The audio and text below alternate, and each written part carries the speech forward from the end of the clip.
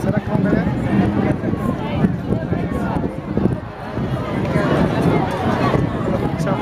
Goiano Gongon, gostou do carnaval? Gostei muito. O que é que espera deste carnaval? Só espero que a Estelina do Bagdá pode ganhar o carnaval de 2011. O que é sagrado para um jornalista? O que é sagrado para um jornalista? O que é sagrado para um jornalista?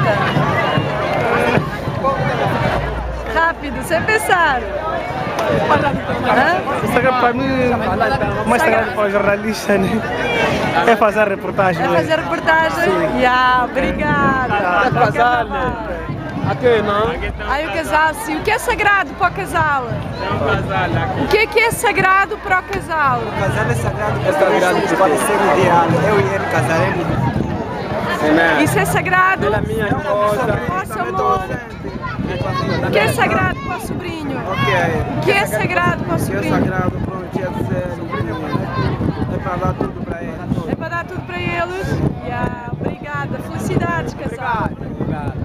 Está grávido? Não, não estou grávida, tu estás a barreira. Esse é o Ele está muito bem.